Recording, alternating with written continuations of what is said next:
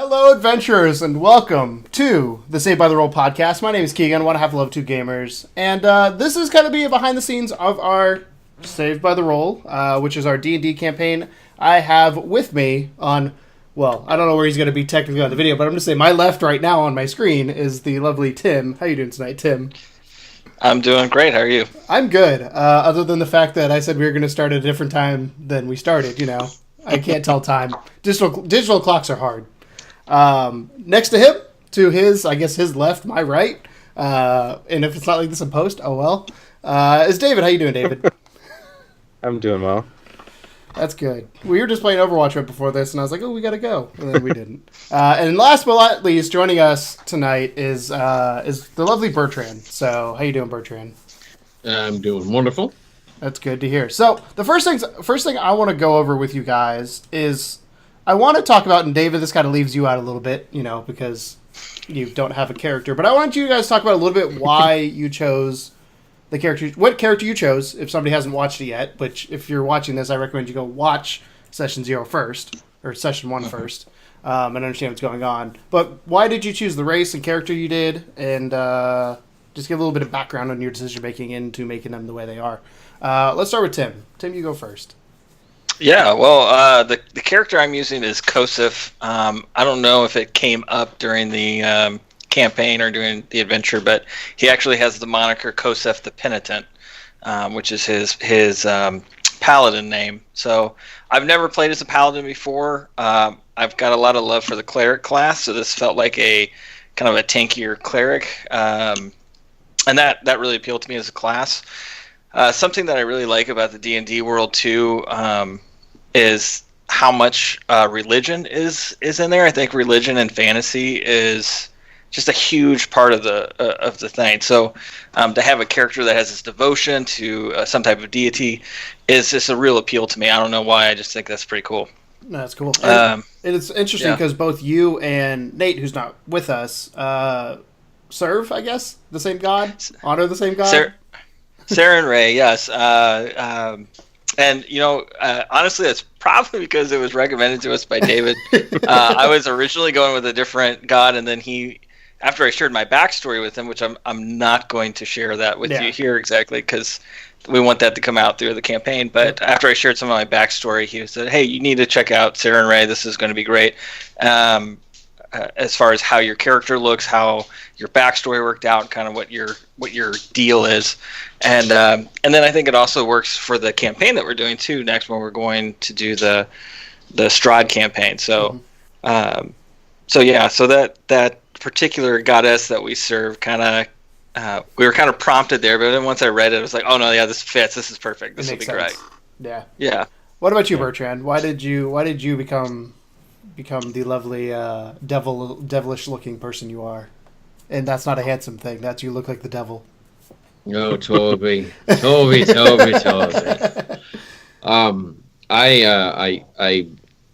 wanted to play off of this kind of the archetype of and it's a little obvious in some of my portrayal, but like the Jack Sparrow, Han Solo, kind of swarmy, lovable asshole.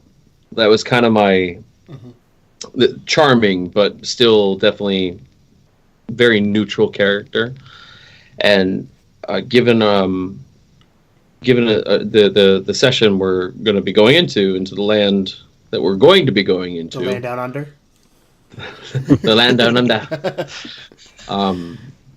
I thought it would be very interesting to bring in a tiefling into that world, because it is something that's, you know, like we were talking about pre-stream, I kind of heard David mentioning it, is that even in the normal land, like in the Session 0, you saw how people handled me, and I think it brings up a lot of fun character moments to show even racism inside of a D&D world, even if it's slight. Yeah. Bard, why Bard? No, that's just my personal glory. I don't know if you know this, but Bertrand likes to play music. Yeah, let's be real. I wanted to do something fun, musical, and I've never seen a bard played in a campaign yet, and it just seems like I think about that in some of the role-playing games we play, whether, I played World of Warcraft for ages and ages and ages, or ESO, or just about anything. And the Bard character doesn't appear very often. When it does, in a game like, I think it was Final Fantasy 14, they introduced a Bard at some point. I could be completely wrong, but I feel like there was a Bard character. I stopped playing Final Fantasy 14 at that point, but it creates a unique. They're not quite a cleric, and they're not really a wizard. They're a support class, and the way that my character's personality was as I was crafting him and creating a backstory for him, it felt right. It felt right to be a bard. It didn't feel right to be some, ice-based wizard or fire-based, or even to get too specific into those options. It was a natural, okay, this feels like it's him. Yeah. Like, that's who he would end up being, given his circumstances. Good old Kime, the devilish, handsome man that he is. Yeah. Well, I think it's cool that you're doing the Bard thing. I've also never done any RPG where it wasn't either a rogue, a tank, or a healer. Like one of the standard three. Yeah. Yeah, exactly. And so, kind of getting more into D&D 5th edition and seeing that, and then seeing how you're playing the character, it's really cool. I really, it's kind of changed my opinion. I always think of the scene in that Darkness Rising movie where the guy who usually plays a warrior decides to be a bard, and he just can't do it because he's used to just running in and hacking and slashing everything. And so he keeps dying, and he's got all these character sheets for new bards each time. And there's so he dies like 20 times in this battle, and the wizard needs to cast a spell, and he needs time to cast it. And they're like, hide behind the pile of dead bards, And it's with that was my first experience of seeing a character that was a bard, and I was like, wow, those are pretty useless, but it had more to do with how he was playing it than it did the actual thing. So I think this is going to be a lot of fun. I really was glad to hear you were doing the bard thing. And I think that's a big point that they seem from the surface. Anytime I've heard the word bard associated with a video game or D&D, I'm just like, yeah, that's fucking useless. It feels like it. It feels like it's totally a worthless thing to play. But then when I started reading some of the spell sheets and looking ahead on what they can grow into and what some of their options were, I was like, oh, this is totally viable, beyond viable, super useful. But it has to be in a party setting. If it was just three of us, no way would I be picking a bard. No way. And that's what I think I like is the amount of people we have. I think our party is for the most part well rounded. And we might be adding another person here. I don't know if you want to announce it or not, but there's another person. There's another person joining us. We can just wait to see how it all plays cool. out, but she's working on it. Yeah, she's working on it. There might be somebody else joining us. But no, because if you think of our party right now, we've got the paladin, we've got the rogue, we got the bard, we got the fighter, and who am I missing? I'm missing somebody. Cleric. Yeah. I was like, I'm missing one. Cleric. And I know nothing about Dungeons and Dragons. I'll talk a little bit about my thought process behind Torb because this kind of segues into that. Is this is my first campaign ever. My first experience with any sort of fantasy in general was Elder Scrolls Online. I did not Dungeons, I did not Dragons, I did not do any of that kind of stuff until I played that game. So a lot of the stuff I base off is based on that game to a certain extent of my knowledge base going back. And Tim can attest to this. He knew when I first got ESO, and David can too. I was I had to learn what a tank was. I had to learn what a healer. I understood kind of the concept, but I didn't know how they function. So I had to go back and figure that part out. So I had to learn that side of things along with learning how to play my character itself. But with Torb specifically, one of the things I kind of wanted to do, being my first campaign, is I didn't want to overcomplicate my character. I didn't want to become too confused. So I did somebody who doesn't have magic abilities because I wanted to focus on the RP and the ability to just hit shit. But I do like the fact that my superiority dice kind of feel like an extra step as of right now. And I looked through the progression of what was going on. Initially, Torbjorn was supposed to be a paladin. My session 0, he was a paladin initially, and it just didn't feel right for the way I was playing him. Bertrand was there during my session 0. Obviously, David was because he ran it. And I was the same Torbjorn I am now, but a drunken paladin doesn't make sense as much as a drunken fighter or dwarf. So Yeah. I knew personality what I wanted, and it's just a matter of how I was going to play and whether, because we also talked barbarian and all this kind of stuff. But I wanted something that was simplistic to play, and the dwarf just made sense when I was looking up like combinations of things. And who doesn't love a little man that can think he can hit really hard? It's just great. There's just something about that. I picture, again, whenever I see him run, I picture him just like waddling back and forth, just like scurrying along. That's how I picture him running in my head. But yeah, I was excited. I was very. Once level 3, when the big thing opens up for all of us, I think that's kind of the first section where you get a lot of cool shit. When I had the decision of what I was going to do, whether it was going to be a battle master, which is one I chose, or the other two, like I was like, oh shit, this isn't just a straightforward. You're going to hit everything. There is finesse to this character, and obviously there's finesse within the party and all that kind of stuff that you got to deal with. And I do like that. I'm kind of like an off tank. I feel like with Tim. Tim probably will be the front line a lot of it, but I feel like I'm, well, unless I'm hiding in a tree. I'm there to support with your armor off. Yeah, there to support him, be on the front lines, that kind of stuff. So, but that AC doesn't work if you're not wearing the armor, man. Yeah. So fun story. So I'm gonna get into this because it's a fun story. That AC. So my AC when I took my armor off. So my AC normally is like 22 when I have everything on. When I took it off, it was 12, and I was like, "Oh shit!"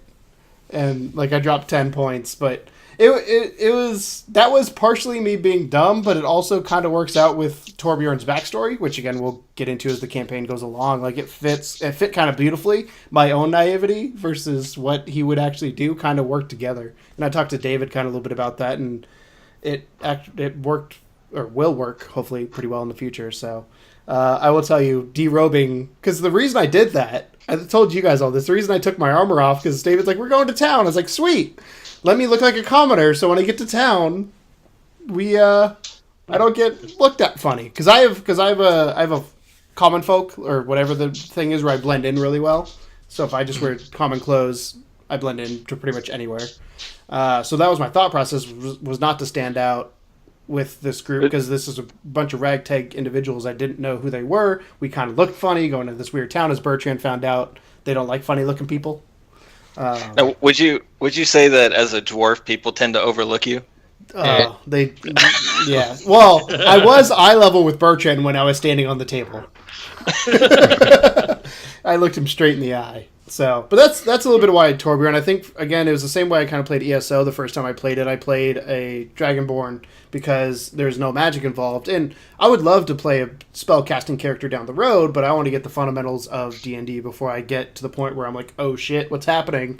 And I also love his personality, just the drunk, hard hitting, stupid man.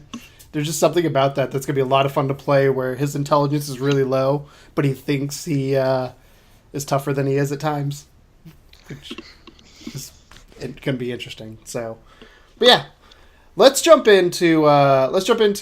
We talked a little bit about me hiding in the tree. We talked about me disrobing, unarmoring, whatever you say, however you say it.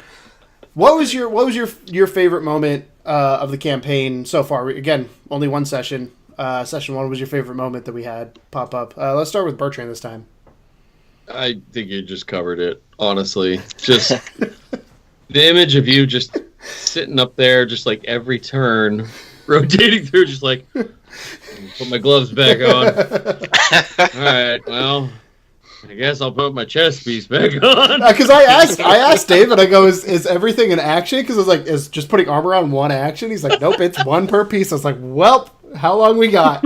By the time I got it all on, the fight was over. That right there, that exactly was my thought. Was like, oh my god, we're gonna kill all these wolves before Keegan gets his pants on. Pretty much. He has full plate, and each round is 6 seconds, so you figure it's gonna take a lot longer than 6 seconds to put that all back on. So, yeah. Yeah, that was. I would have to say that was probably my favorite moment too. Other than, I think honestly my favorite moment was when I stepped up to was it Lorna? I think was her name, the owner of the tavern, after Bertrand had failed to persuade her to go to the meeting. Oh, yeah. And I was ready for a fight. I was like ready to be like, no, we're going in. And she recognized me. And it's funny because we talked about that moment of me not having my armor on. But that actually saved us in that moment. David was pointing out before we went on here to me that, like, if you didn't have that on, you would have been harder to recognize because she saw my family crest. And I was like, oh. Because if I'd worn my common clothes, she wouldn't have seen that. It's true. So, very true. Little things like that. What about you, Tim? What was your favorite moment? Favorite moment actually was that I think that was that moment in the bar. Not because she recognized you, but the way Bertrand approached it. I know I told you guys this in the text message, but when Bertrand walks up and he's like, "Hey," or Kym walks up and he's, "I'm gonna sweet talk this lady," and she was having none of it. Mm-hmm. And that's an understatement. And so he steps back and says, "Fine, you brought this on yourself. Here's Keegan." And we're all like, "Oh, this is gonna get bad." Because up to that point, I had disrobed and I had been drunk my first night with you all. You've done nothing but make a spectacle of yourself for the entire day. And like, oh dear God, trying to be in character, I was really concerned. It's like we haven't even found these wolves yet, and we're already going to get ourselves kicked out of this town. But it was a really cool moment because I know David brought this up in the text. It was one of those moments where things didn't go as expected, right? Bertrand's supposed to be the smooth talking bard who was going to, get us in, nice and easy with this waitress or bar owner or what have you, and it didn't work. It didn't work at all. And so here comes the dwarf, the drunken dwarf, who she just happens to recognize. Well, I know who you are. You're important. Yeah, she didn't recognize me. She recognized my family. But yeah, right. I was like, oh. Right. And that was really cool for me because, like, expanding upon that is then afterwards, like, I then, without going too much of backstory, but obviously that leads into, like, she knows my family. I'm like, oh, how do you know him? And it was really cool because David let me go, when you guys went to the meeting, I went to go hang out with her for a little bit. I ended up coming back to the meeting because I didn't want to miss anything, but I went to go hang out with her for a little bit to kind of be like, what do you know? How do you know me? Like, curious of kind of that, how she knows my family. And that was, from a RP standpoint, that was a really cool moment for me, outside of the humorous fact that she just happened to recognize me. Like, oh, yeah. And I was not prepared for that. I was ready to get in a fight with her, and then all of a sudden I'd be like, oh, I got to be friendly to you now. Shit, what do I do? I'm not ready. Yeah. And the humor going into it, though, like you said, like me as a player also not remembering session 0 very clearly because it had been, what, David, 3 months since we had done session 0? It's been a while. Yeah. And I had been gone for a different race at that time. Yeah, I was a complete different race, I was still a bard, but not the bard I became. Yeah. I didn't change races, I changed classes. You didn't change classes. You changed races. Yeah. And full backstories. Yeah. So, like, in my mind, I was still trying to juggle, like, how do I know Torbjorn? Because originally, Torbjorn and I we grew up in the same town together. We were both dwarves. And as everything changed and I found my character and who he was, it created that blockage in my mind of, like, here's session 0, and here's all the knowledge I should remember. My mind was like, screw that crap. Let's go and move forward. So I walk into there with this piece of paper, and David, poor DM, is like trying to be so clear with me, like they can't read it. And I'm like, no, read this. When you watch it back, it's even better when you watch it back. Like, in the moment, I was like, oh, God. Because none of us knew. Like, I honestly didn't remember. And I'm like, no, really, lady. Here. Look at this. Have a blank piece of paper. And I can see David's face as he's like, motherfucker. Like, get the hint. There's nothing on this paper. I had the shepherd also mention, like, oh, I don't know anything about that, to try and kind of, because you were like, oh, we heard, and I kind of tried to drop that hint to you as well back then too, but yeah. I mean, didn't you think, Bertrand, why wouldn't you assume if you have a poster that it's been made public? Yeah. Also, I think Bertrand thought that bar was the bar we went to initially.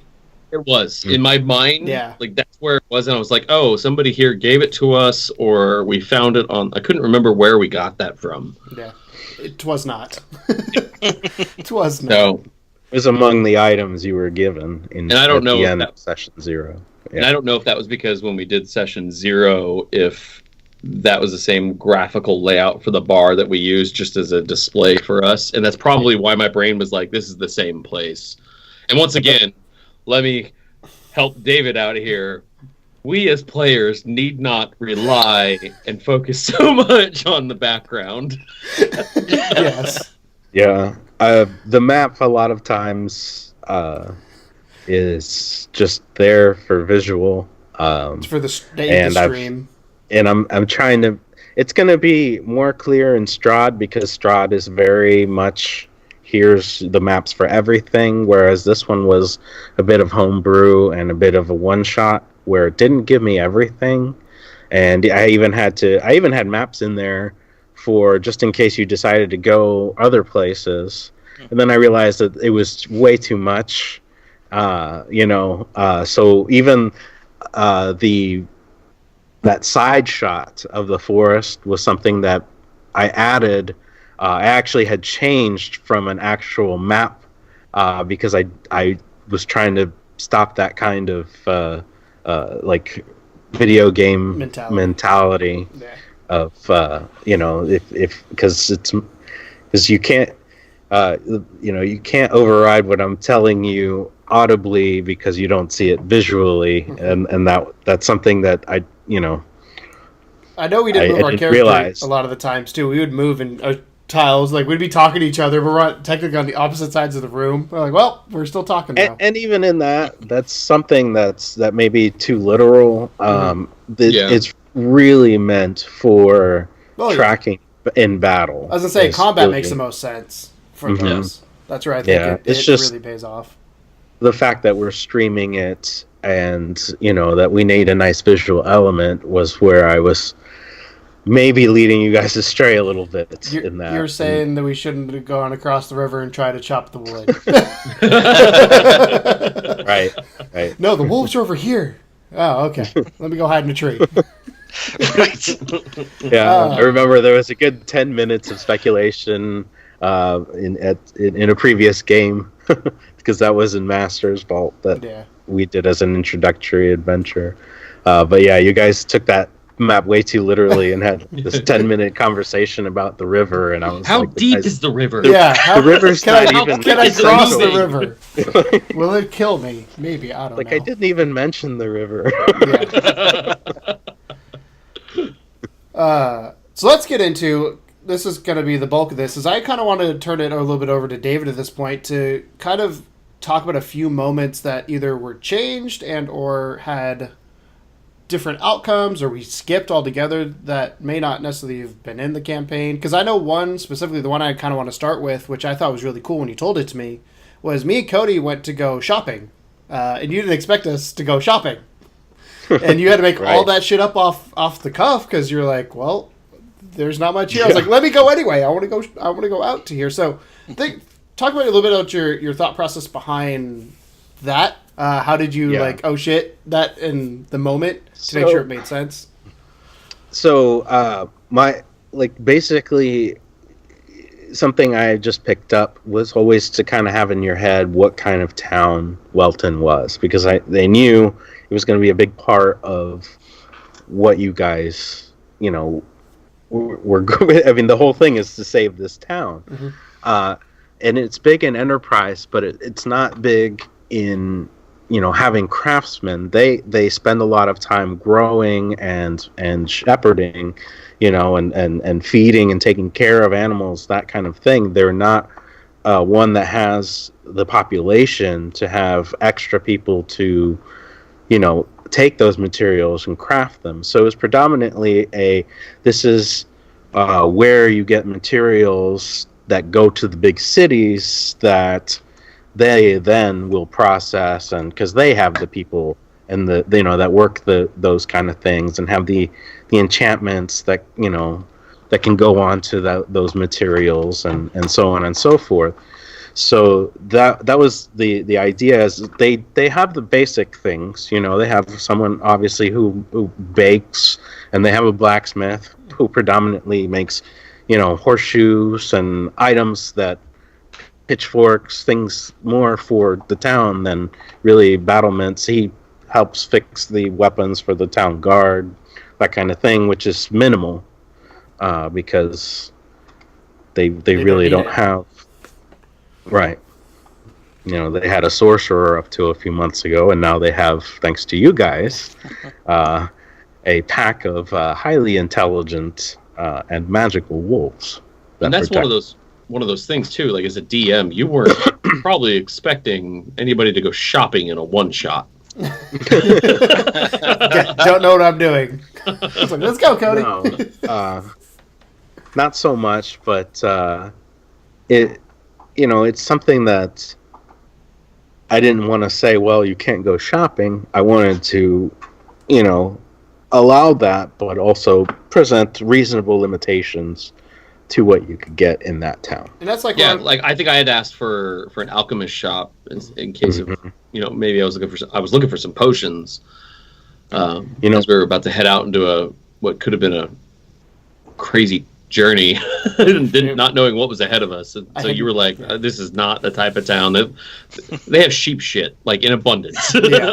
And that's what I liked, like when I got there and he was like, yeah, there's not really much here, and they kind of seemed down because of everything that's gone on. I was like, let me give them a gold piece. Like, I feel bad for these people now because like I really liked it because for me it kind of made because that bar scene was cool. But getting outside into the town and seeing that impact on it, it's like, I don't know what, for whatever reason, that made it hit home for me of like, oh shit, these wolves they're screwing with their economy to the extreme. Because like, if they don't have these sheep, what do they have? Made it an opportunity in that sense as well to kind of flesh out the town a little bit in that sense, yeah.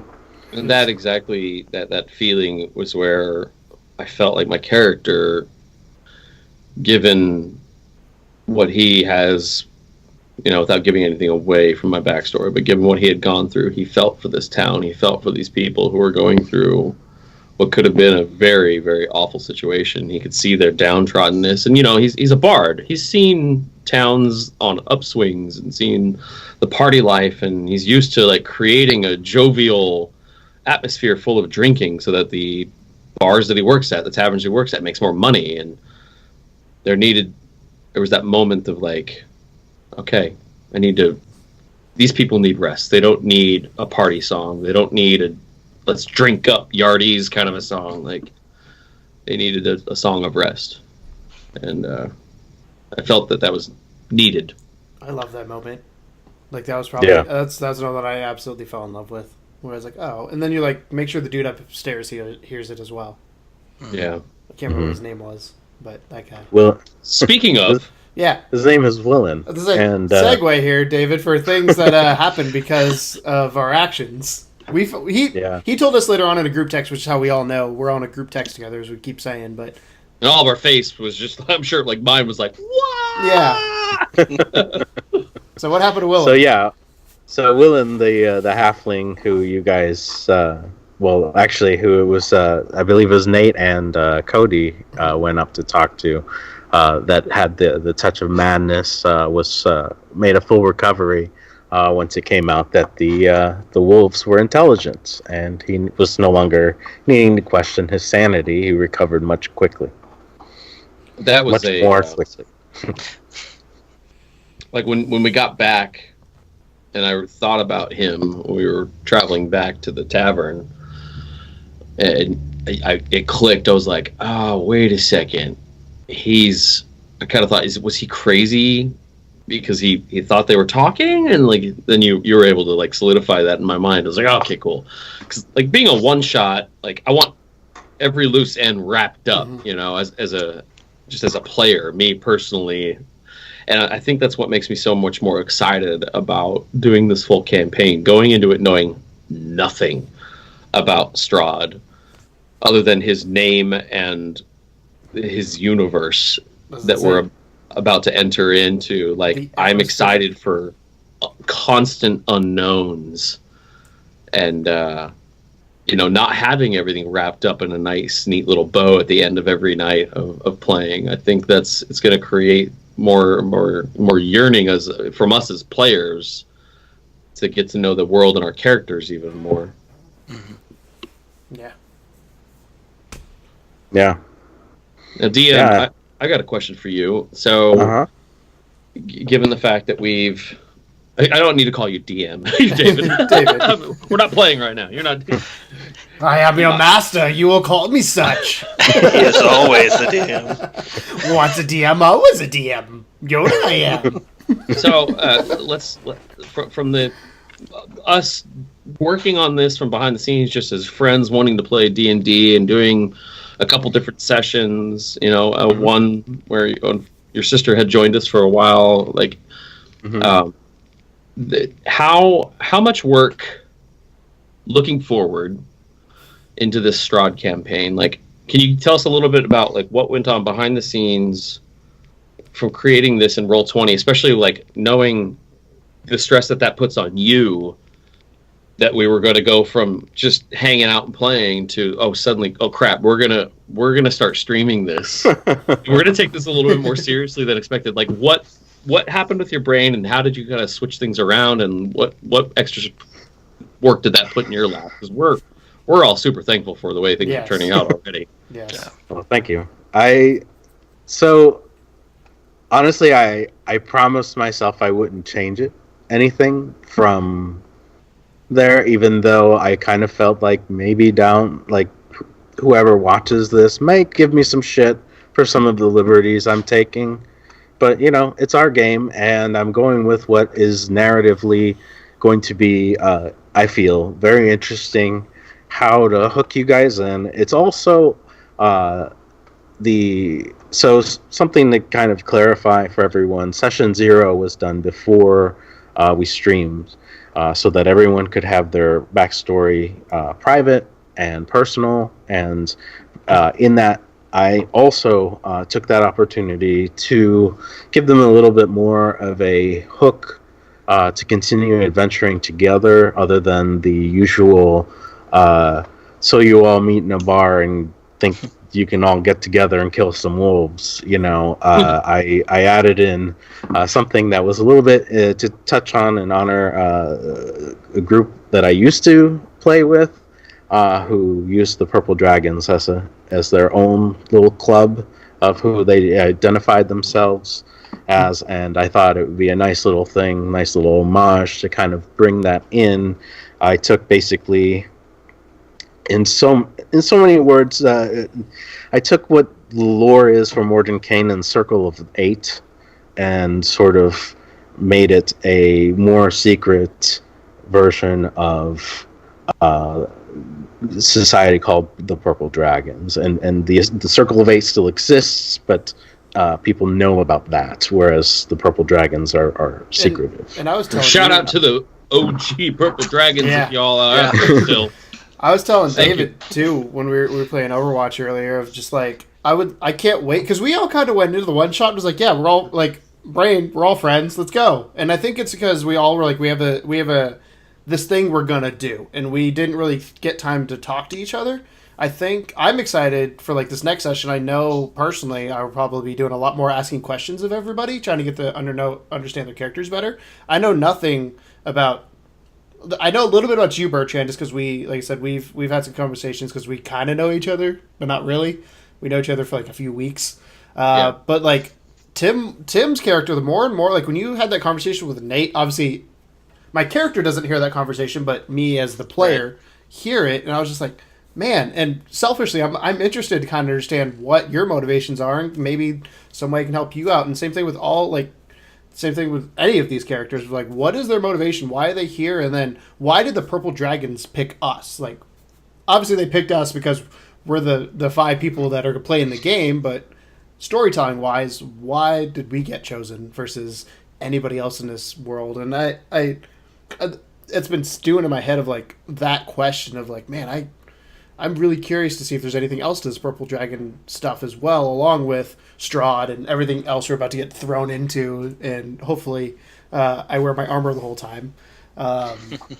But no, I like that conversation with you and you were trying to have with Nate, and I don't know what it was, but I think it's just because I was sitting back at that point just watching and experiencing it, and I was like, man, this is the RP side of this. Because again, first campaign, I know we all watch Critical Role. We're all big fans of Critical Role, and that's where I'm kind of getting a lot of my information from. But when you play it, it's slightly different than watching it because you got to make the decision. So right. I don't know. I'm super it's our stoked own to get world, and it's our own creation and our own twist on everything. And actually, I did have a question, DM. This is just more of a general. His name is David. Well, this not anymore. This is a question aimed at a DM specifically.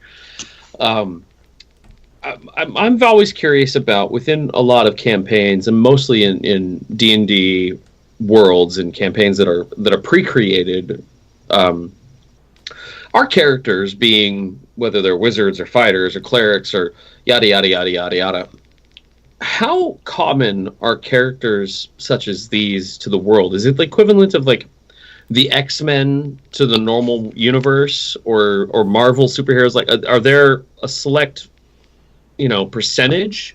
I've always been kind of curious about that. Like paladins, I mean, that seems like it's a pretty standard thing, but like wizards and clerics with powers and bards with spell casting abilities, I've always been curious, like, what does that look like in these worlds?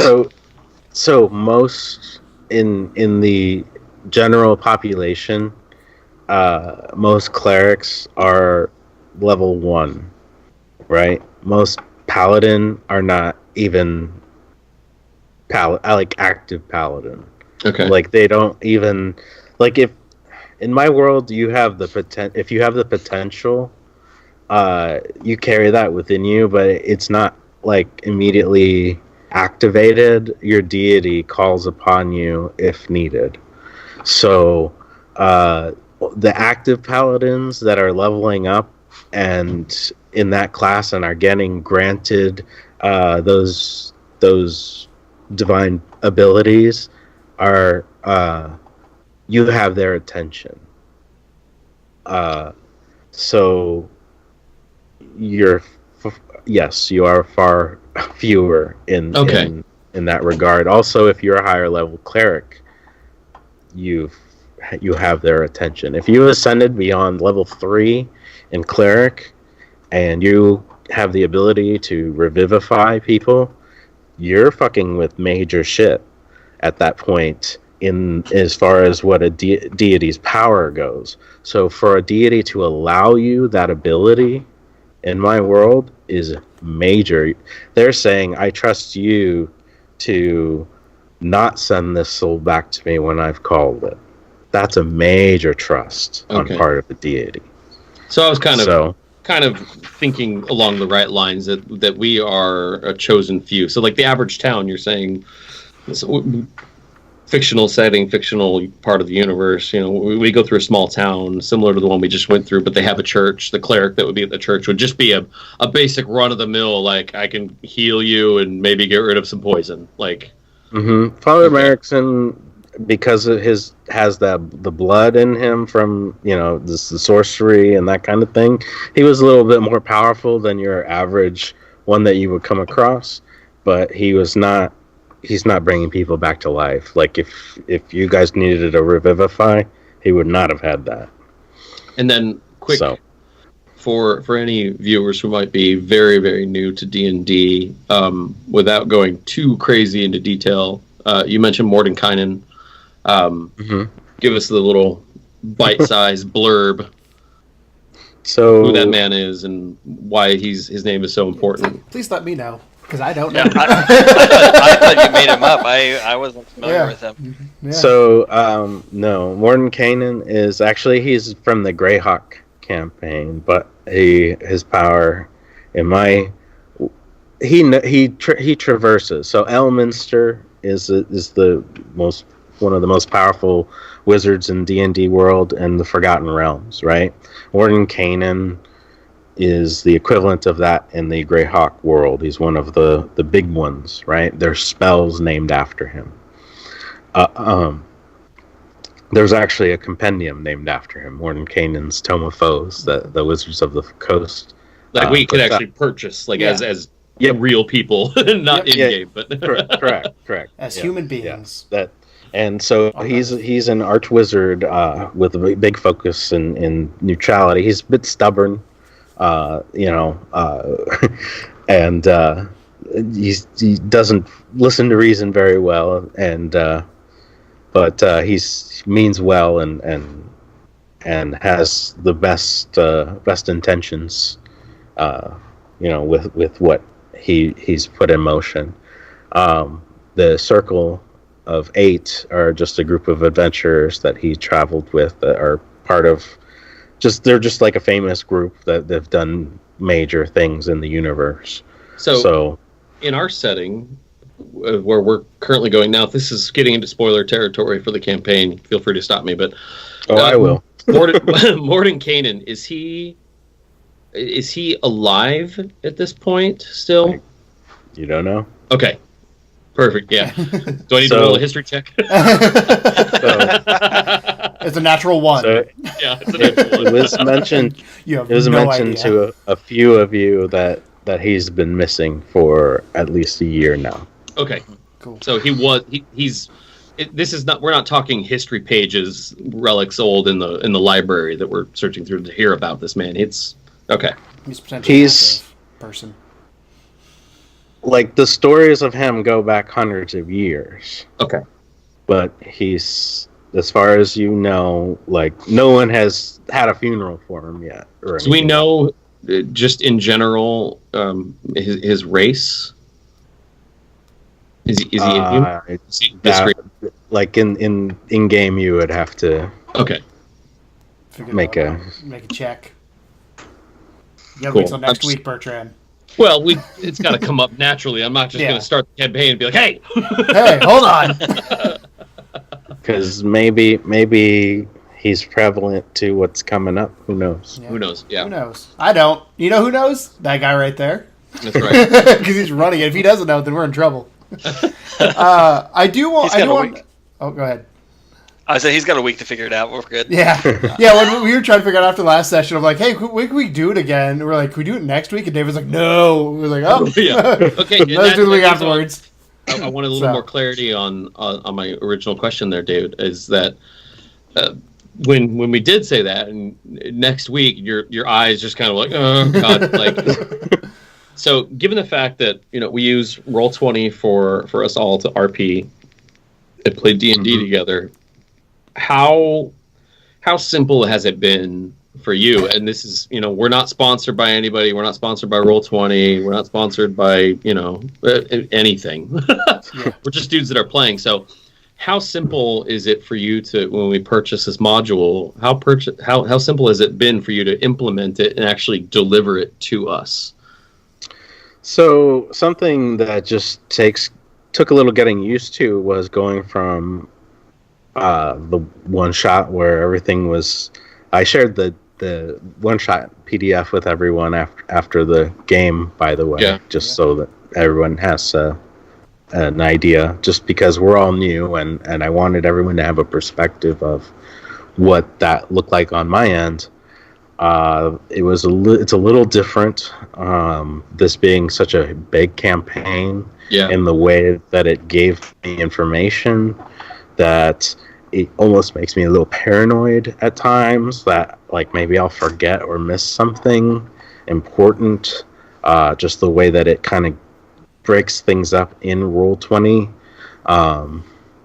which and it's also not entirely Roll20's fault, though, because I also have a PDF of it just for my own ability to look at it better, and it's still very, just because it's so big, and the way that it compartmentalizes the information is very specific to certain areas, and then kind of moves on. But then there's like reference of another character that was from that area, and so, and then it has just like a blurb that you're supposed to, so things like that, where it's like, okay, you should know the whole story before trying to like delve it out and like digestible bits because you might fuck it up was my paranoia. Gotcha. You know. How much of it? Sorry, go ahead. No, that was it. Go ahead. How much, without it, because we're kind of explaining this to people who might be watching. In the PDF, when we went to the small town, for example, and on your end, did you have a list of this is what's in town? Let me pull up. These PDF. are the people's names, or in the full campaign, is there here? This town is here. Players will probably go to. Is there a list of names and characters and important people, or is it a lot of that kind of stuff homebrew for you?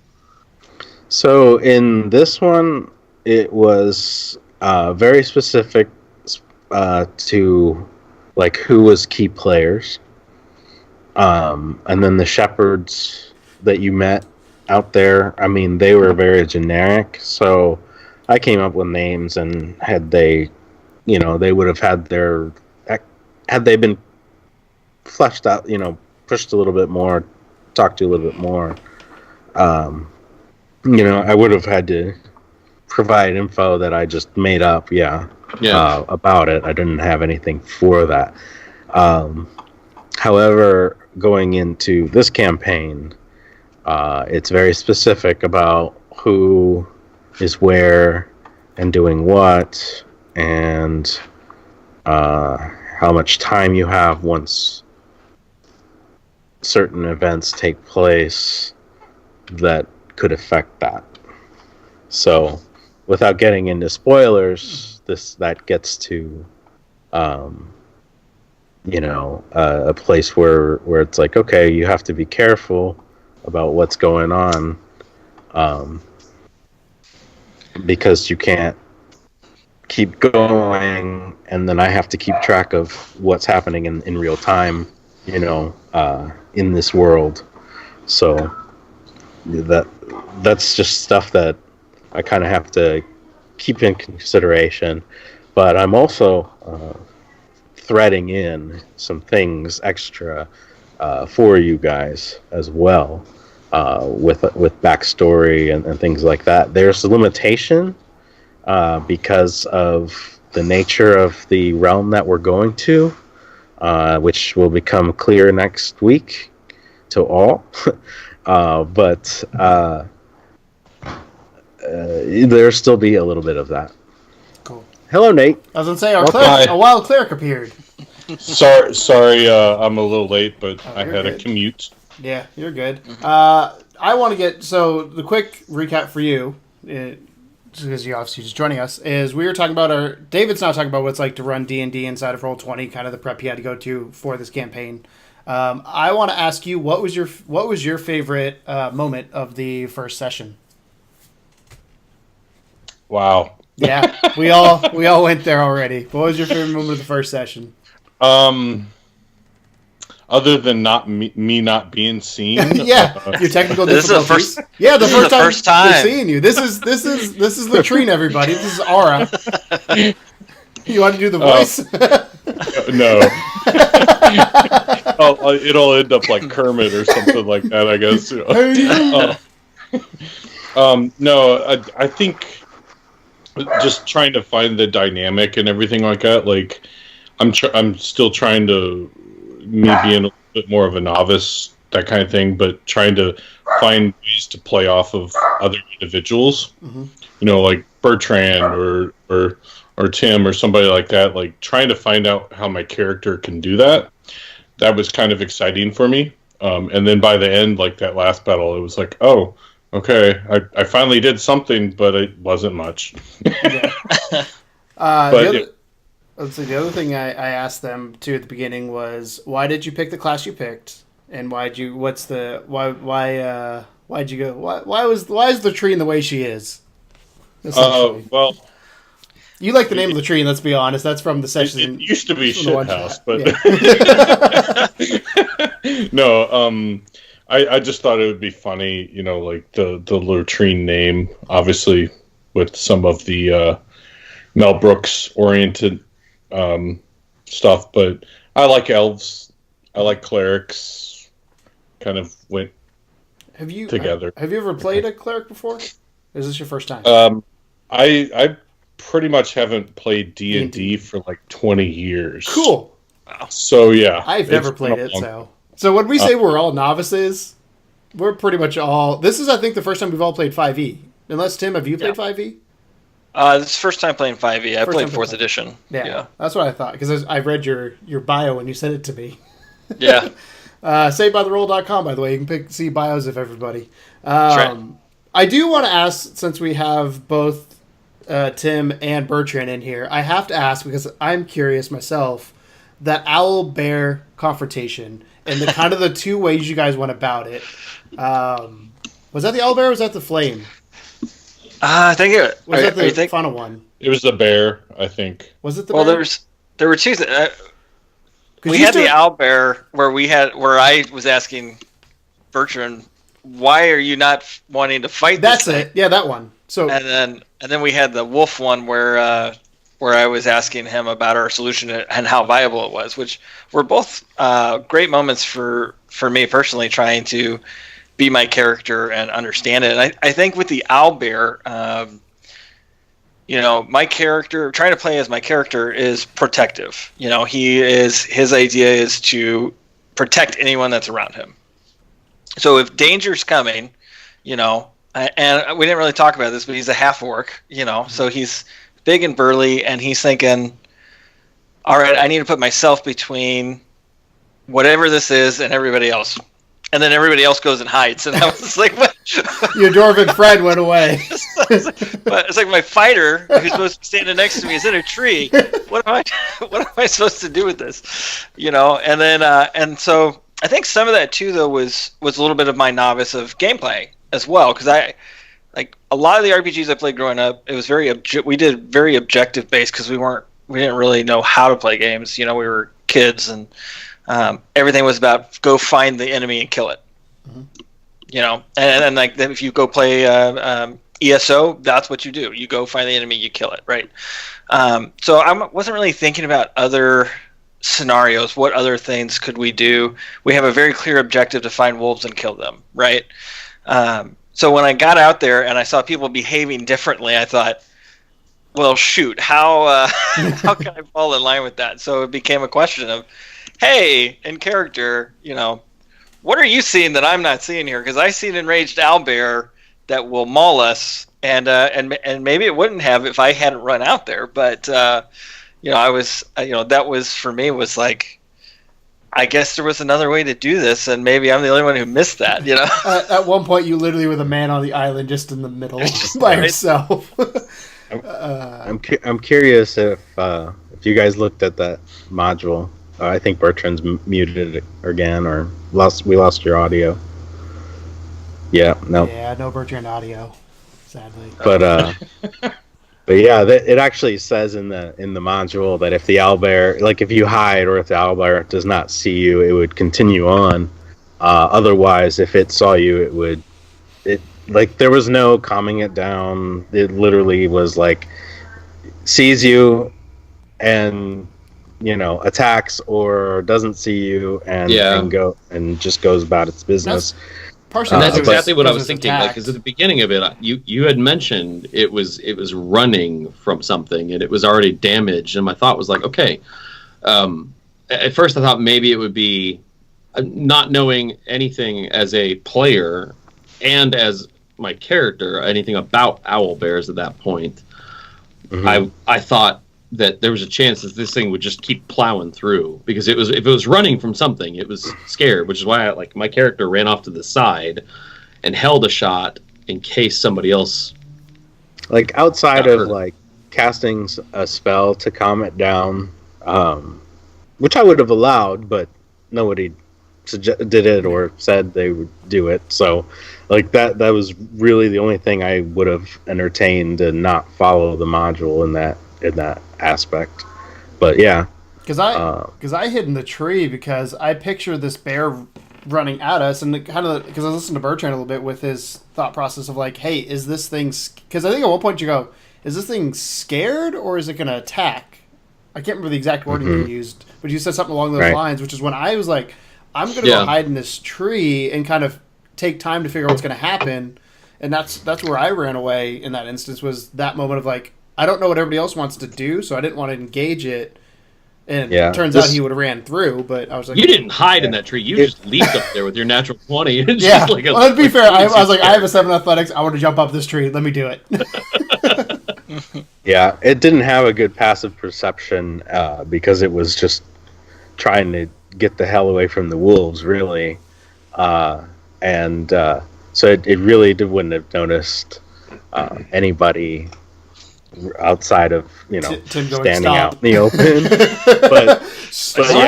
but again, like the idea of calming it down outside of using magical property, because it was one of those things where it was unfortunate that it was scared, because that's what put it in the frenzy to attack anything it saw, which is something you want to empathize with, but at the same time, it's a hurt, cornered wild animal out there that is just dead set on clearing everything in its path at this point, because it's enraged to the point of frenzy. And I think that's what worked so well for Tim's character as well. Not just Tim as a player, but Tim's character is the fact that, like, Tim, you're a paladin. Like you said, your job is to frontline, defend, and protect. So your reaction of just like holding your ground made sense, like regardless of why you did it. Like it made perfect sense character-wise, which was cool. Yeah. And then when you and I had that conversation with the wolves later on, like moving forward there, like that was a moment in the campaign that I really liked, was that moment where I think our characters understand each other from a compassion stance. Yeah. And I'd like to hear from Keegan and Nate, like, when you guys heard the wolves speak in common, like, what was what did your brain do? Did you just want to still bash the shit out of them, or like? I know for me, like, much like how Dave was talking about, like, empathy and whatnot, like, that's just naturally who I am, I guess, as a human. So my first reaction was take the step back, kind of analyze it, and I was thinking, hey, this is a sign of intelligence. This isn't normal, that kind of thing. So that was kind of the first thing that I thought in my head, until somebody like started shooting or something like that. Once we I was like, okay, well, it's done now, So I think I ran out there and just attacked one, but mostly because I think I was still caught up. We retconned, we had already engaged with them, and then we retconned it, and then I was like, okay, I need to run out here and get as good a hit on this guy as I got the last time, and then at that point I was just thinking more about not getting caught behind in the initiative roll, Yeah. I think for me, I didn't, and again, this might just be my naivety, I didn't even think that hard about it. It's like, this is weird, but at that point I was literally following Tim's lead. Like, Tim was the guy that was going to go first. I think he rolled the highest initiative at that point, and I was like, he's going first. Whatever he does, I'm going to follow him, whatever happens. So that was kind of my mentality on it. I didn't think hard much about it, other than like, this seems sketchy. I did have a moment of like that empathy moment of like, are these people trapped here? But I also had the moment of they're intelligent. Maybe because they're intelligent, they have other motives for this town besides what they're just doing now. So that did cross my mind of like, maybe instead of just going after the sheep, their goal is to get reinforcements of intelligent wolves or whatever to take over this town and make it theirs. So that did cross my mind at one point. But I honestly at that point was kind of whatever Tim was going to do at first hit, I was going to do whatever the hell that was. And I think I ended up going up with you on that front line. I think I was in a similar mind frame, they were intelligent, but so are bandits, and I think character-wise, I would still approach bandits differently than I would have approached wolves. Just because they were speaking didn't mean they necessarily... It could have been a ruse, could have been a trick, could have been possession. It's not like in that moment, it's like, and my character, okay, get ahead of this, try to get ahead of this, and then it's not until they're the ones who initiated the ceasefire. Mm-hmm. And I think that's where my opinion of them changed. And then I felt bad because I killed one, I think we all did at that point. Like, that was the funny thing, is we definitely, by the end of that fight, we all had an empathetic feeling to them. Like, and I have the question for David because I'm really curious about this, but I gave, like, Bertrand, was it Bertrand that went up in, somebody went up and, like, healed one. Was it you, Bertrand? I can't remember who it was. I had put sleep on them because I was That's it. trying to avoid Yeah. all conflict. Yes. So I wanted Bolt, right? Yeah, Flame. I wanted Bolt to make. My goal behind that sleep was to let Bolt have a moment to think and not have to just react to being attacked by its partner. Yeah. Because my initial reaction was like, oh, Bolt and Flame. Like, I mean, let's be honest. Early on, I'm sure all of us were thinking, Lycan at some point along the lines of the clothing pieces. But once they spoke in wolf form, I was like, oh, this isn't normal. This isn't like typical werewolf stuff. Something's different here. But I remember when they came out, I went, "Oh shit," because you didn't know what to do because there's two of them, big bad beast. What's gonna happen? and when they spoke, I immediately thought, like, maybe, is this a husband-wife thing? These are their children, and I didn't want to just like murder dad right away. I wanted a moment to breathe, and unfortunately, it worked. Sleep didn't work the way I thought it did. But before we go too far, David, I have the question for you because I had two things of meat in my backpack. One was the owlbear leg, and one was the wolf leg. What would have happened if I did not have the owlbear leg and gave it the wolf leg? Would that have pissed him off? Probably. Because that's not the module. You didn't expect me to take the legs of these things. No. Nobody expected. From you as a DM, what would you have done? Yeah. Right. What would you have done in that instance? There would probably been a couple rolls involved, and then we would have seen what would have happened there. But yeah, that could have gone badly. That's why I gave him the actual meat.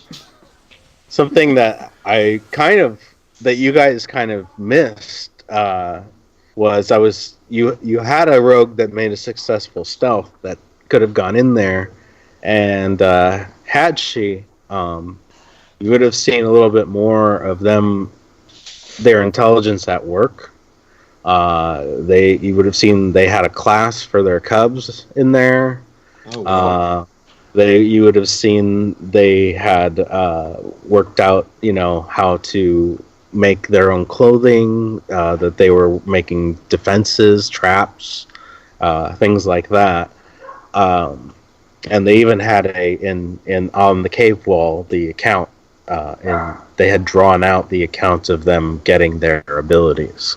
Oh, wow. You also could have possibly overheard Flame and Bolt arguing over the same situation. You would have heard them Bolt saying, we need to come to some sort of agreement with these humans, or we're not going to survive, and Flame saying, no, the hell with that, burn them all. And, we're the alphas, we're the top, and now we have the power to back it up. So you would have heard them going back and forth there too, and known that there's discord. So yeah, they were the alphas of the pack, and the pack themselves had children, but they were not the parents of the pack. They were just the biggest and the strongest. How many wolves were in that cave total? Had we just gone on Slaughterfest? So there's 16 in the pack, and then the two alphas. So yeah, they would have all descended on you, and it would have been interesting because they would have used pack tactics, which would have given them advantage on every attack. We would have had a TPK on their first section. Maybe not. You guys were pretty strong, and you could. I was armored up, so on some of them. So I mean, it might have been the module. Thankfully, called that when the first wolf went down, that Bolt would immediately say, "Look, this either one, had one of you guys dropped or one of them dropped, Bolt would have called for a cease and said, "Look, this is not worth it." And allowed you to heal your person to not die. Would Flame have always attacked Bolt?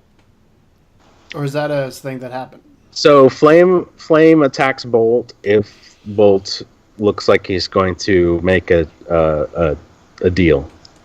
Gotcha. So Yeah. Flame basically was just like, "Fuck you, we're gonna murder everybody, no matter what." Yeah, she was the more bloodthirsty, and it may have been through the fire nature, or it just may have been her natural disposition. Gotcha. I'm not either one. You can make up for yourself. Right. I never really decided. I like to think it was both. Yeah. That it was her disposition that made it the flame, and the flame made it worse. Makes sense.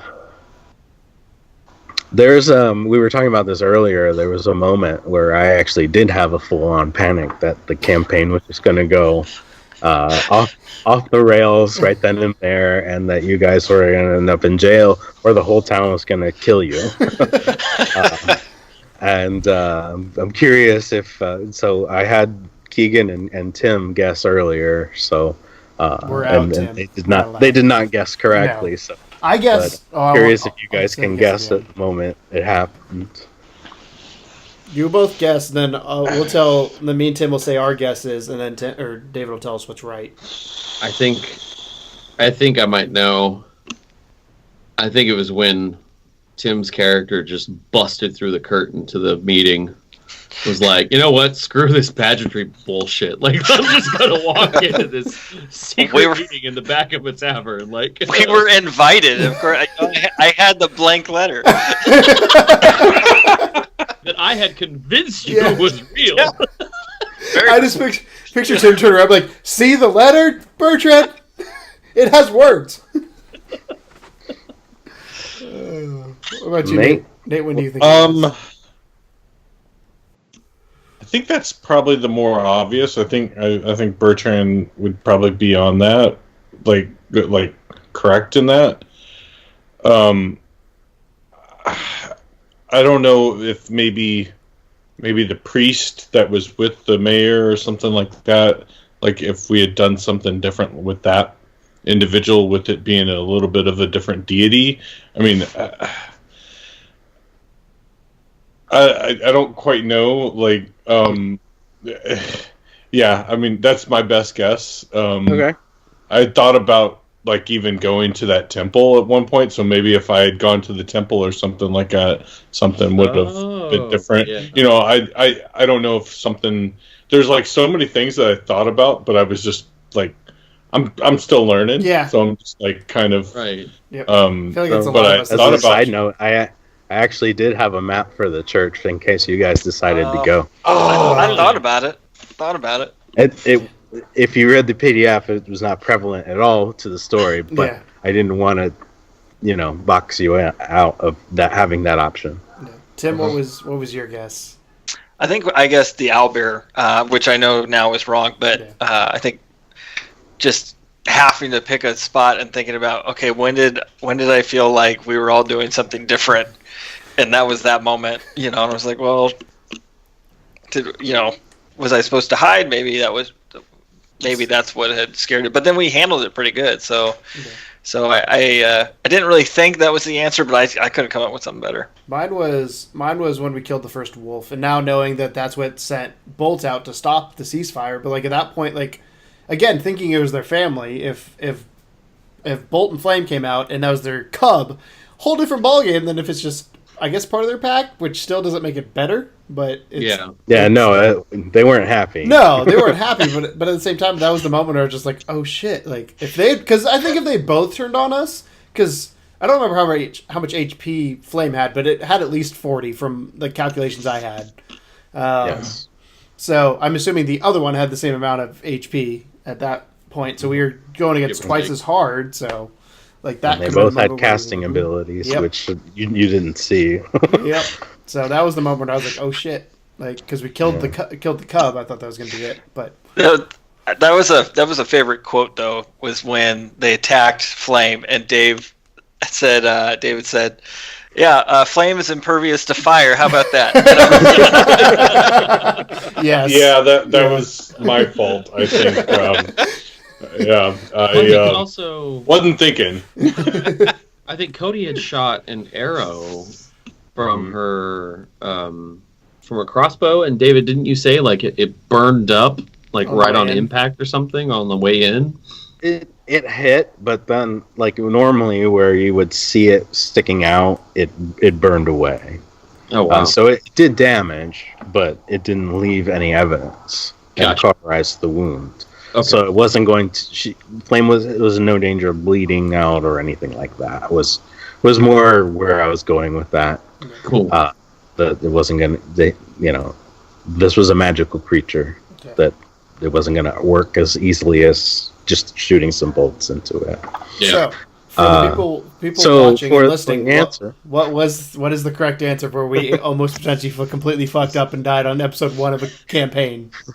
You're close. It was when after he shouted for the guards and you wanted to use your cantrip to cast thaumaturgy, that would have incited an immediate attack and ended the campaign probably there, because the mayor would have had nothing to do with you. The entire town would have turned and instantly. Probably at least 10 people in that bar would have attacked you there, and then the whole town would have started to rally its guard. They're all not that tough, but there's a lot of them.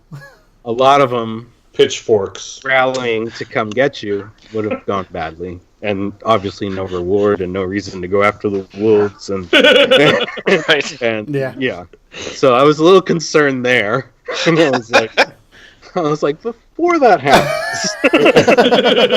Are you sure you want to do Bertrand, this? before you brazenly make wolves howl from outside so of all I'm the learning windows. the charismatic devil is the issue here. Who starts gesturing to cast, and the guards are called. It was, I was like, oh god, no. Think about that a little bit more. No. So, to end this off, because we got a few minutes left here, I want to kind of, and David, obviously you can't, I don't think you can participate in this because you know what's going to happen, but I want everybody's kind of predictions of because where we ended the last session was we saw the mist start coming in, and we've hinted that that is obviously leading us towards where we're going, which is Strahd, which I know nothing about, honestly, and that's the way I want it to be, because that's the way it should be, is you're going in completely blind. But what's everybody's predictions about what we're about to encounter in Strahd and or in this campaign? What is something you're looking forward to? Again, don't give too much your backstory, but if there's what just predictions of what's coming up in this campaign. We're gonna be 100% wrong, I have a feeling, but who would like to start? I know only what Strahd is. I know a teeny morsel of what his world, that's world we're going to, is, and I can just say that my character Kime is going to be quite relieved to go there. Mm-hmm. I think that's about as much as I can say without giving anything away about my character and who he is. And but relief is a double-edged knife. Yeah. I would say for me, my biggest concern is again, I know a little bit of what it is, and I guess the point I'll give is it's a different plane of existence. So it has nothing to do with wolves. Wolves is a self-contained thing that, if we're going to a completely different area, you're cut off from everything you know and love. How does that... I'm really curious how that's going to interact with, A, my backstory, B, everybody else's backstory, and right, just kind of the things we're going to see there, because you're not going to see... Well, you might see wolves. I don't know. We could see wolves. But from what I've gathered from it, just a little bit that I know about it, it's probably not going to be that, and I'm really curious, and I'm actually super excited, because I was telling David earlier, I was concerned because he keeps telling us, hey, shit's hard here, you got to be careful, which makes me excited, but at the same time, it's like, oh shit's hard, I got to be careful, and I can't just run out with no armor on.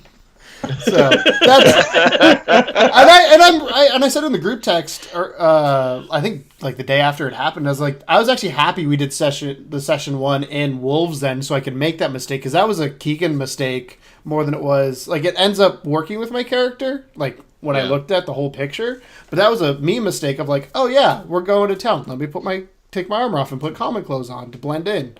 But hindsight, bad idea.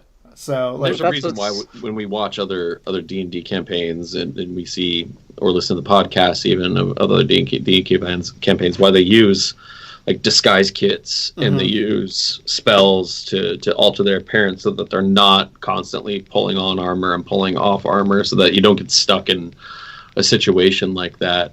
And like you said, I think it worked really well for your character's benefit to help us get to know who Torbjorn is. and it's things like that make D&D. You know what I mean? Yeah. It's those moments where it was pre-written in the module that you would have an encounter right before arriving. And what does he do right before this is just about to happen? He announces he's taking his armor off, and I was just like, all right, well, this is a good time to learn. You didn't say you didn't say anything. You're just like, okay, cool. He kind of smiled or smirked there. Yeah. I think you all did once. And the funny part to me is like, again, I just naivety, and I said this earlier, was the fact that like, oh wait, is every piece of armor in action? Yes, it is. Cool. I know what I'm doing during this time. I'm staying in the back, putting my clothes back on. Oh man. Okay, I have since this is our first podcast of hopefully many that we're going to do. I'm curious at who thinks their character will survive to the end. Oh, mine won't. No. I would like to think he would, but again, not knowing what Strahd is and what's there, that's my concern. Is like theoretically, if I play the fighter the way it is, I'd be up with Tim in the front lines, and he's getting the shit knocked out of him, and like that's scary to me because you put yourself in harm's way a lot of times to protect the rest of your people, but at the same time, like, I think it's a combination of me doing a wrong thing at the wrong time and just, again, not knowing what I'm doing, and just the way my character is created, where he is, I've been saying the whole time, hits hard and is dumb, plays into that if he were to make that one mistake, he could easily make that mistake that would cause him to die. So I would love Torbjorn to make it the whole way, but I don't think he is. Man, that's I never thought about dying. You know, and that's not really something that crossed my mind. Well, now it did. Now it has. And Sorry. that's all right. Kind of crossing into the Strahd campaign, there was a couple things that we did in Wolves. That I didn't mention things that David told me in session 0 that actually pertained to Wolves and how we interacted with them. There was stuff, and hopefully, and the thing I'll be able to bring that up. But there's more, I guess, cryptic information David gave me that gives me an idea of kind of what we're going into. And on the one hand, it's got me thinking, this is going to be really cool from an RP standpoint based on my character and who he is. Also very challenging from an RP standpoint based on who I am and my own shortcomings and trying to get into that character. But I think that's what puts me in the most danger of dying in this campaign is trying to walk that line of who Kosef is and what he will do. But I believe that if I die, it will be because I did something that Kosef would have done, and that he'll make a moral decision or something that says, I would rather die here than not choose my own nature, So that's cool. So, Nate? That's deep. Yeah. Nate, are you surviving? Probably not, because I'm a stupid elf. You're not, though. You have a very high wisdom. Yeah, but naive, I guess, would be like that. That kind of plays into the character that I have is just not really knowing a whole lot. You're young, but you've studied. You're intelligent. You're book smart. Yeah. Hey, with Kai, you'll be street smart. Maybe. Yeah. I'm not going to take off my my armor like Keegan, or cut off legs of dead enemies. So, although maybe I should start with hands or something. I don't know. I want to point that out. So I was debating because I thought when I did that the first time for the wolf at the beginning, I was like, first of all, I didn't do anything during this battle. How can I just make myself the center of attention? Because that's the kind of player Torbjorn is, and me personally. I was like, what can I do to make this funny? Because Torbjorn is very much he likes to have fun.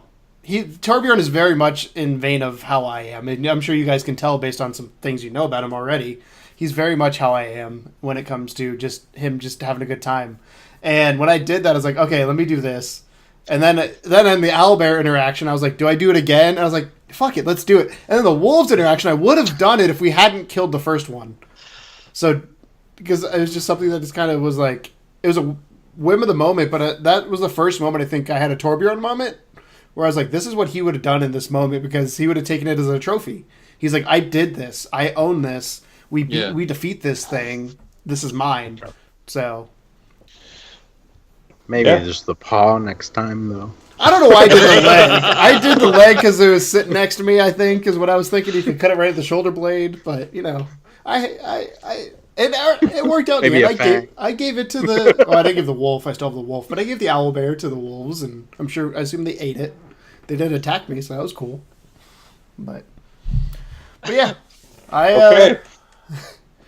So, with that being said, do you guys have anything else, any other questions for David about Session 1, or anything you guys have been curious about during this? Because now's the time to do it before we head into the wonderful world of Strahd, which is kind of scary to think about. I'm curious, David, when you knew I was going to get a horse, because that never came up. I don't remember that coming up in Session 0. So then you were like, why don't you call your mount? And I was like, what are you talking about? That was an idea I had to make you aware of, that maybe Joseph didn't teach you everything. And also something that I wanted you to have a more tangible experience with your abilities. Because up till now of your experience, you know where you're at, and so I wanted you to have a little something that definitely said you are being paid attention to. Well, that was a really cool moment for me playing the game, and I was super surprised by it, and I thought it was really cool for my character. And then just so you guys know, the horse's name is Glory, in honor of the song Gloria. That's the Blues play every time they win a stream, because we found out the Blues had won Game 7. Was that Game 7 during the stream? So as you were giving me the horse, and Pat Maroon scored the goal, so it's going to be maroon in color. Ooh, nice. Oh, there you go. Very nice. Tying it back to St. Louis. Yeah, it's actually something that's not in the rules anymore, but it's something that I played Paladin in 4th edition, and you got it at a certain level.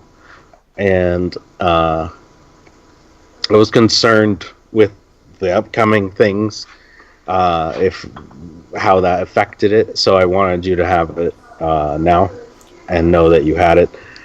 When I originally dropped the hint to you, you just kind of accepted it, and I was like, oh, okay, so he's not going to ask any questions about this. Okay, we'll just... My favorite Tim quote is, roll, then. Do I? It's like, well, no, I don't have a horse. Why would you say that? Yeah. But anyways, that has been the Saved by the Roll podcast, episode 1. Thank you guys so much for hanging out tonight. We're hoping to do these not every week, because that's not the right word, but we're trying to do these after each session. We might combine sessions depending what happens, if it's more exciting, more boring, whatever it may be. But we're hoping to have these so you can get a kind of the thought process and kind of stuff that we may not have seen, or our thought process behind the decisions we made in certain aspects. And I think it's kind of cool to, like, as us as players, to be like, why did you do that, without obviously giving away backstory or whatever it may be. And I mean, like I said, for me personally, a lot of my decisions was me stumbling to figure out what the hell I was doing, to figure out not to take my armor off. As I've learned, I will never take my armor off ever again unless I know for sure I need to take my armor off. So things like that. But I hope this is gonna be a fun campaign. I'm excited. I don't want to speak for these guys. They can speak for themselves, obviously. But I had a lot of fun playing session 1. I had a lot of time when we did our 1.5 shot. It took 2 days. Took 2 sessions to do it, but I'm super excited to get into Strahd. I'm very scared to get into Strahd, which I think is making me even more excited to see what's in there. I think we have a good group of people that are doing this. I think we have a good balance of characters. I think we have a lot of good personalities here. So I want to thank all you guys, obviously, for being part of the campaign with me and joining on this journey that is Level 2 Adventures. Big shout out to David, as we said earlier, for all the prep work he's put into this, because he's put hours and hours and hours and hours and hours to get this stuff set up. So thank you to that. Thank you to anybody who's out there watching this. Our next session, I got to pull up the date. I want to say it's the 20th, I believe. Yep. Yes, we will be going live at 8 p.m. Central Standard Time on May 20th. That'll be the next session. I'm hoping to get this up on YouTube here in the next couple days. You'll know if it's live. It's not. Oops. But thank you guys so much for watching. Thank you guys so much for hanging out. And as always, welcome to the second level. Second level. Bye. Bye.